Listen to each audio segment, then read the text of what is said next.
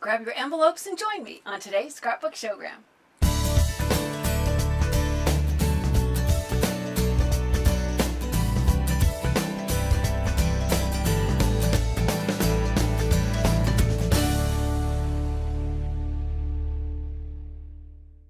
Hi, I'm Sandi Genovese and welcome to the Scrapbook Showgram. Well, believe it or not, we're going to be creating a mini book, or it could be, I've used it lots of times as a brag book.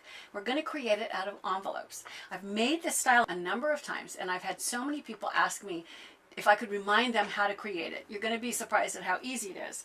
This is held together with the belly band, and when I slide it off, the cover opens up and it features some pool pictures of Ori and Allie swimming, and then when you open it you can start to see that this, looks surprisingly familiar because it's an envelope and it's accordion folded. So as I accordion fold the pages down, you can see each envelope is used to hold a photo, and the photo can be backed with a card or not depending on what you want. And then when you're finished looking through everything, I'll bring this back up, and all I'm going to do is accordion this back and forth in order to close up this little book. And then of course you put the belly band back on. Well, to begin with, we need to collect the envelopes and then start attaching them. I used 6 envelopes. In the interest of time, I'm not going to actually do 6. But in order for it to fold up correctly, you do need an even number. So I have 4 that I'm going to do here today. You could just lick the envelope and attach it to the back of the next envelope and keep, lick and go. I actually would prefer having more adhesive than that. So instead of licking the envelope, I'm going to put adhesive in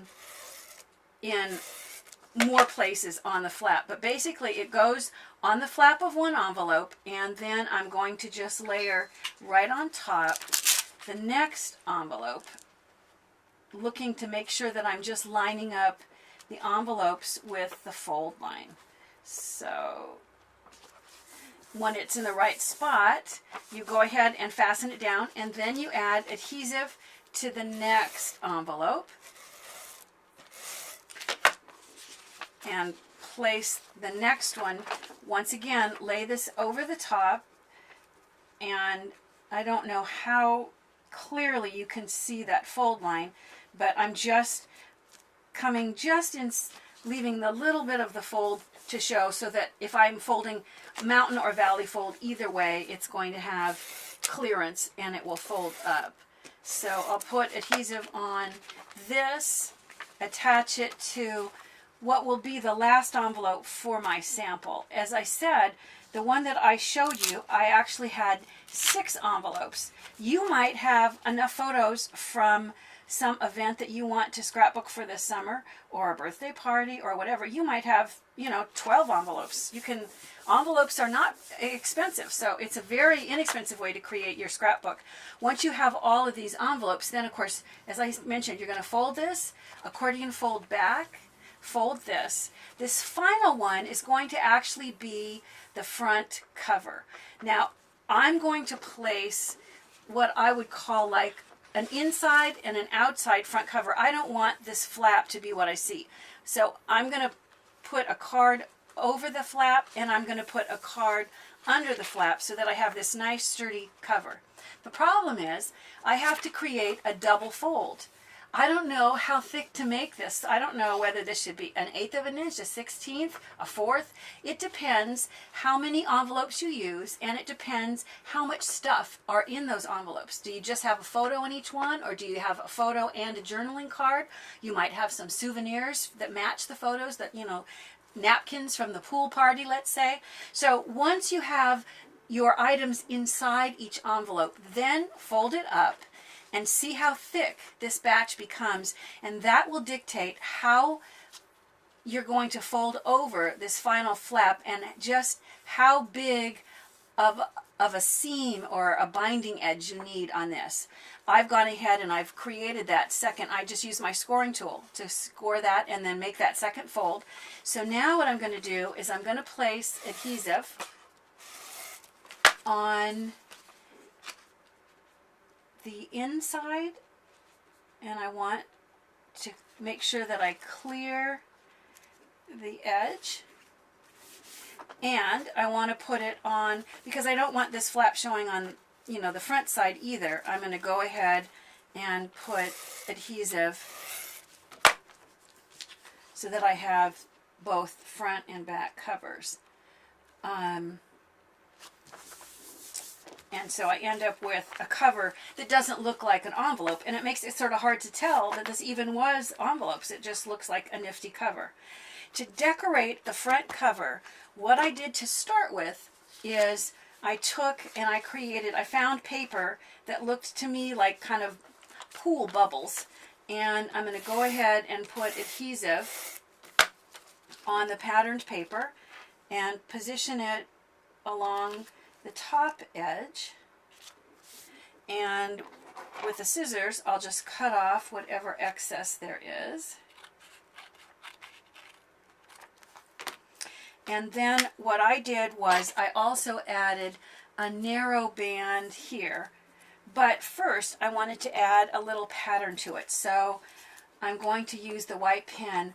I'm not going to take the time to do the whole thing, but you can see how quickly and easy it is to create a striped pattern, in this case with a white pen on the blue.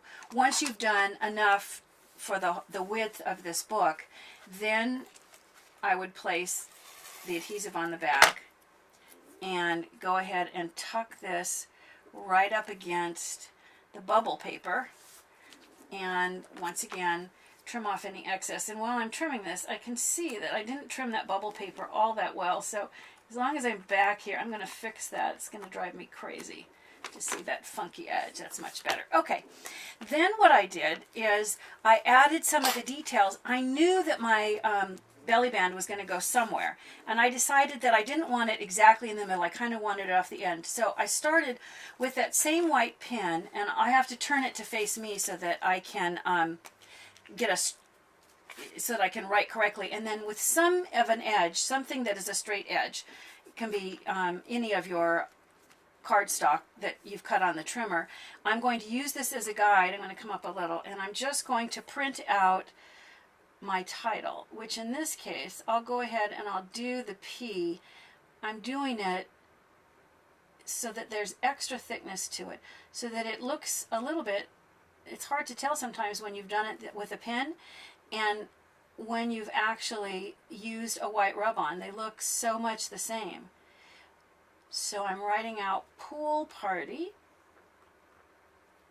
and I won't bother to take the time to thicken all the letters, but I'll go ahead and write, oh, it's not pool party, but I'm thinking, how am I going to fit party? But it wasn't. It was pool play, and you can kind of have a little fun with some of the letters, especially if you can look at it and think, oh, I'm not sure it's going to fit. You would go back and thicken up the letters of the second word, and then I wrote that it was this summer. So the photos, you want to remember the dates, at least I do. So summer 2011. And that gives me like the title. And then what I've got is, in this case, it's a watermelon sticker. If you don't have a sticker, you could use a die cut, anything to give you something that sort of goes along with the memories that makes sense that day. I'll turn this back so that it's facing you. So I'm going to go ahead and position this.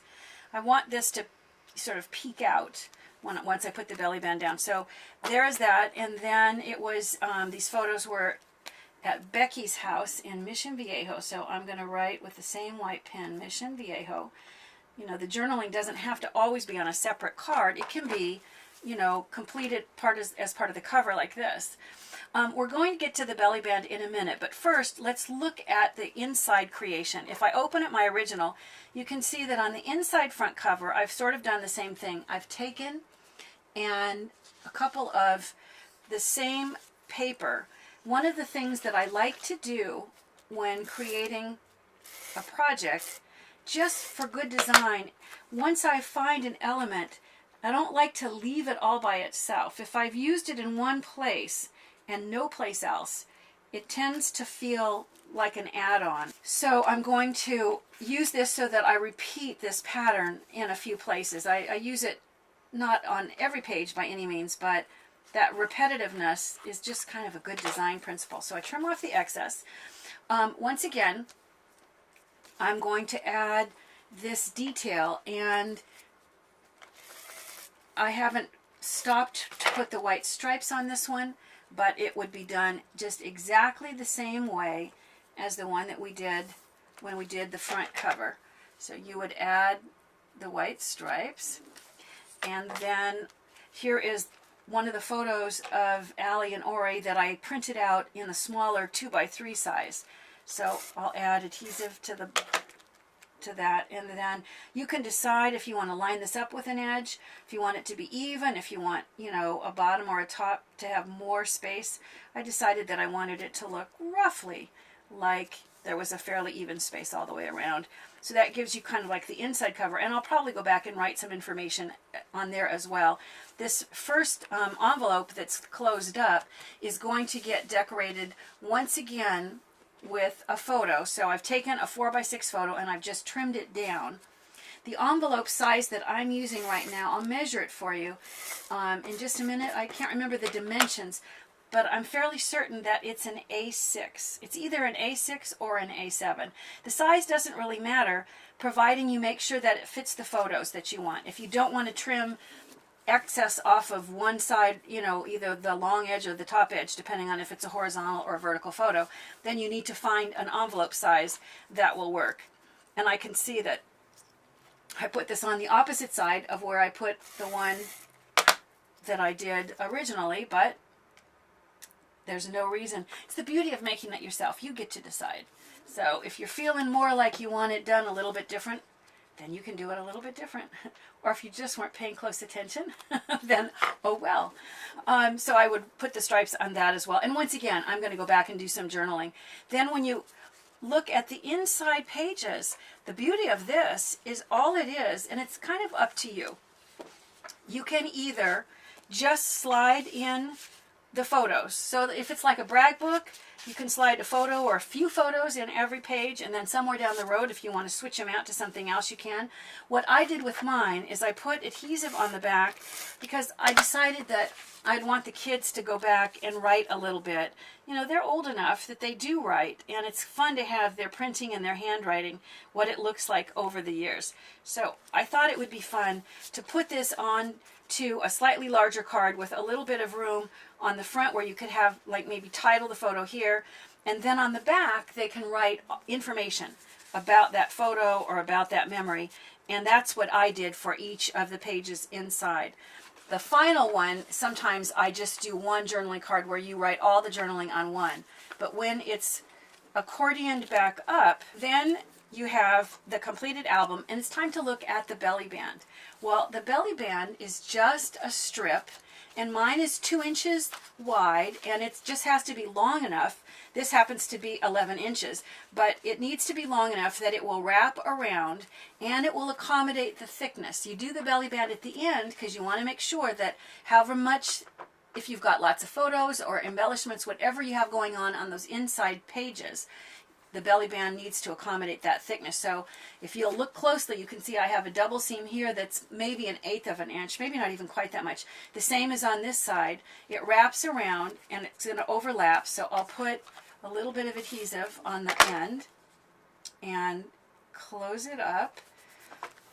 You don't want it to be so tight that once it slides off, you have to fight it every time to put it on. You want it to fit sort of snugly, but not too tight. And then what I did was, if I put this over here with my original, I added a photo that was the smaller version. I made a print that was the 2x3 size of that, because I love that photo so much, that I have on the inside of the kids wearing the snorkels and the mask, the swimming mask. So I placed the photo, the smaller size photo first, and then I have a darker blue that I'm going to use here, but before I place it, I'm going to add a detail, and in this case, instead of actually doing stripes, what I did was I created polka dots. And when you're doing something, it's the same thing as drawing the stripes. Notice how I'm sometimes going right off the edge. I've had lots of viewers ask me about what I have here. I've got a cutting mat that I use to protect the drafting table. Plus it's got all the inches and marks that I can measure things that I need to by just setting them right on top of my work surface. But I cover it with these page protectors, because that way I can do things like my white pen can go right off the edge, like I'm going to do right here. It looks more natural and more sort of casual and fun if you go off the edges. If you want it to look not, you know, perfect, you want it to look kind of handmade. So once you have enough dots, you look at it and see, okay, that's going to go off the edge just fine. Then you want to wait just a second for that to dry. I think I'm not going to bother to wait. And place adhesive on that. Place it on here. I'm going to go back and trim that off. So I'm going to slide this. I probably don't even have to slide it all the way off, just a little bit off the end a little bit.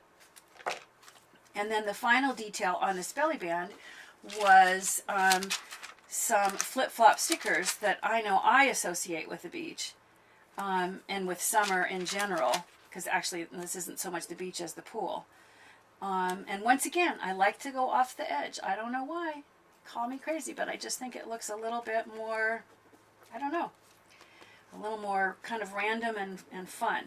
So when you add that last element, you can see how quickly that goes together. Who knew? A few envelopes, they can transform into such a charming little scrapbook. Remember to send me your comments. I love hearing them. And if you're not already a subscriber, then please subscribe and be sure to share us with your scrapbooking friends. Bye for now.